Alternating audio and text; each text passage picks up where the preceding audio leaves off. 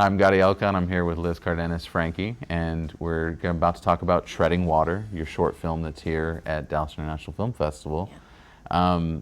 This is such a personal film. This is such an emotional, personal film. Can you tell me what's it like making a film that you know people are going to see a big part of you in your life? I know. It's both kind of really cool and it's also a little nerve-wracking. As an artist, whether you're an actor, a writer, a director, you do want to really be true to who you are and put yourself out there. I feel like that's kind of the best art. And so I really just kind of jumped into it and was knowing that I was going to be exposing myself, elements of my family. You know, it's very personal with regards to my father. Mm-hmm. The film captures the decline of an elderly person, and I wanted to do that realistically. And so there is a sensitivity to that as far as, you know, knowing that it's based on my father and that's a personal thing. But I feel like it's those types of things that make it where an audience can really relate to the story, and that's really what you want. You want the audience to identify or you know, get emotionally connected to the characters in the story. You talk about being emotionally connected. I was amazed that the moment I really got into the movie and really like, oh wow, this is perfect, was a funny scene. Was when you go to the pharmacy with Max. Yes. And A, did that actually happen? And B, can you talk about having that, was that something that you wanted there to be just a lighter touch? Like, we can laugh at this too. Yes, I definitely wanted there to be some, I guess you'd say, comedic moments, even if they're darker comedy, because that's what happens in life. And again, going back to trying to make it very realistic, it's like there's so many things involved in taking care of an elderly person, you know, one of your parents, that you don't expect. And so doctor appointments, medicine, treating, I guess you'd say, ailments or conditions, oftentimes embarrassing ones, you know, that go into that whole thing.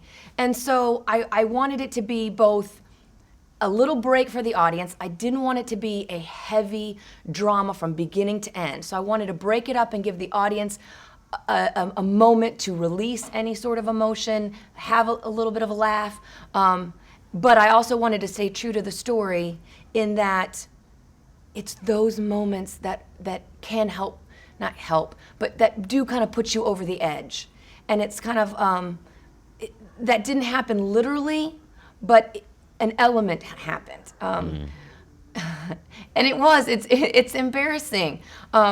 It was shortly after my mom passed away, and I'm taking care of my father full time, and he had some issues going on.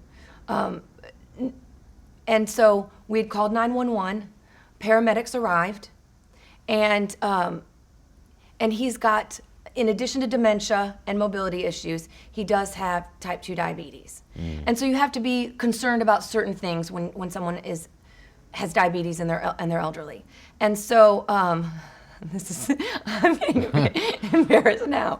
So it's a deal where he had something going on with his penis, and as it's in the film. And so the paramedics arrive, and there's 4 guys. A couple of them are good looking, they're young, and I'm trying to talk to them about my father, and this is the first time that I've ever had to talk about that stuff. So I'm sitting there going, yeah, well, you know, and then it's like so much time passes later and you become very comfortable with it. Now I'm completely comfortable with taking care of my father or communicating to doctors about stuff. But at that point, you know, it was really embarrassing. And so he had a yeast infection, among other things. He did go to the ER and get treated for some things, but one of the things was a yeast infection. Mm-hmm. Didn't know about, learned about it. Next time he had one, I knew what it was, but to get him to the doctor is so difficult. And so I called the pharmacy. And when I called the pharmacy to talk to them about this, they were like, what are you talking about? Because, you know, they're not used to that type of thing. And so the conversation was a little awkward and they didn't know. So I kind of combined some of those elements to be like, what if you had that embarrassing thing happen inside the pharmacy? And I drew on real life things, but that wasn't exactly what happened. Well, it was perfectly done in the film. I think Max played it off great. I love that scene. Oh, good. I'm so glad, because that is something where I wasn't sure. Like, that was something that I really wanted to do, and I really wasn't sure what the reaction would be to that. So I can't tell you how happy that makes me. I'm curious. What did you think of JB's performance, and how hard was it to work with him? I mean, you know he's a good actor, but he also has his own personal side with dementia and his family, and he's going through his own struggle acting the role. I mean, that must have been so emotional to do. It really was, and there were some scenes. He was fantastic, and I feel like he really did capture that being in and out with dementia. And that's the thing. There are moments with my father where it's like he's right there, we have good conversations, and there's other days that he doesn't really talk at all, and I can tell he's just not really there. And I wanted to kind of try to capture that in a short amount of time, which is not easy. I mean, a short film is short, so you don't have very much time to demonstrate that as you would in a feature film. So I think JB did a phenomenal job with that.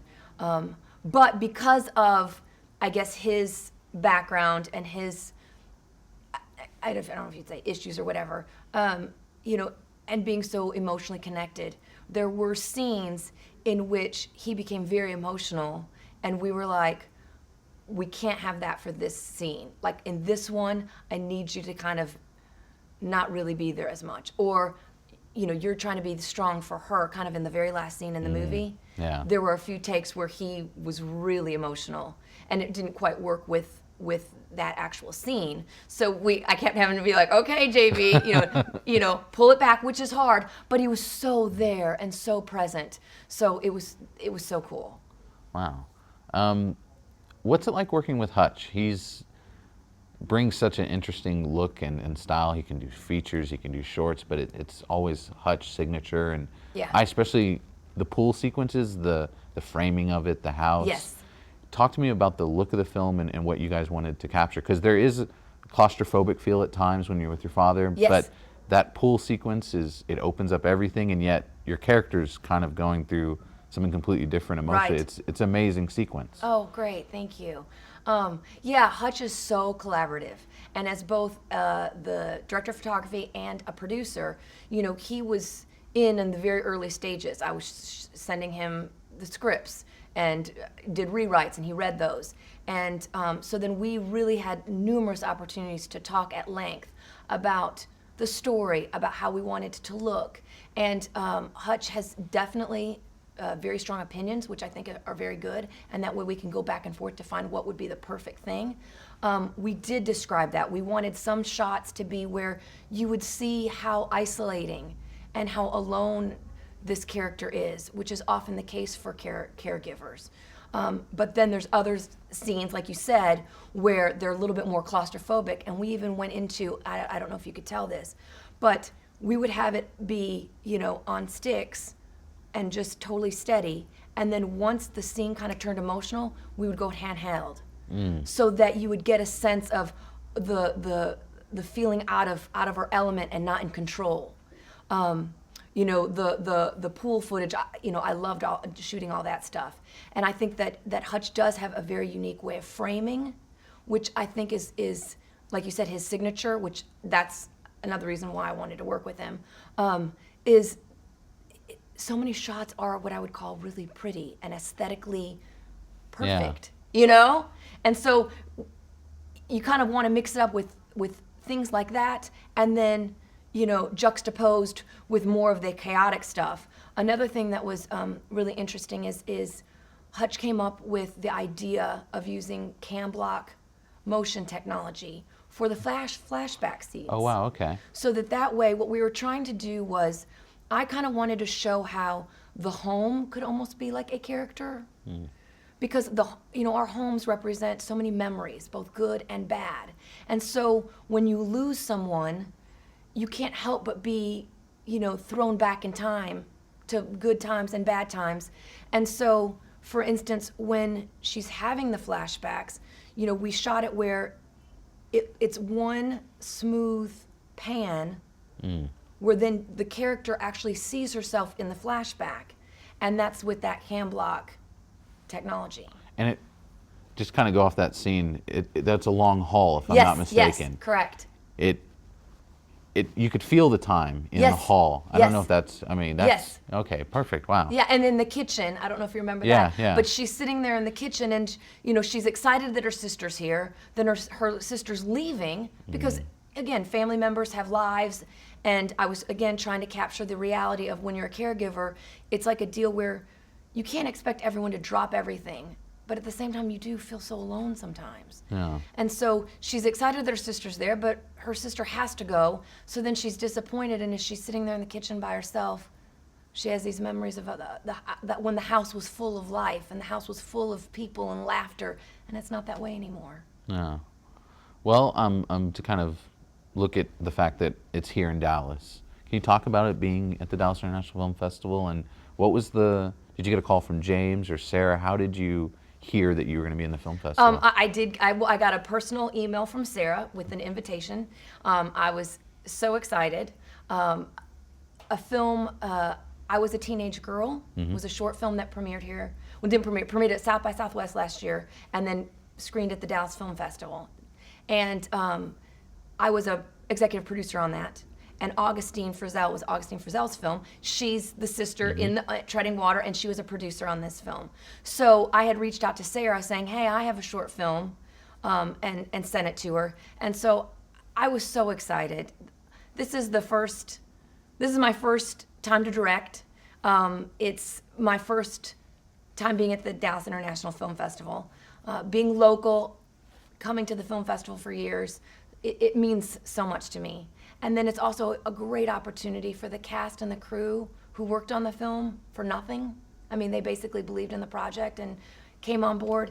This is a chance for them to get to see it on a big screen, which that means a lot to me too. So I'm beyond words. Well, I'm excited to see what people's reaction, because it was a wonderful short. It really hit home. Thank you for the time, Liz. Thank you so much. I can't tell you how much that means to me. Awesome. And that was Liz Franke with Treading Water.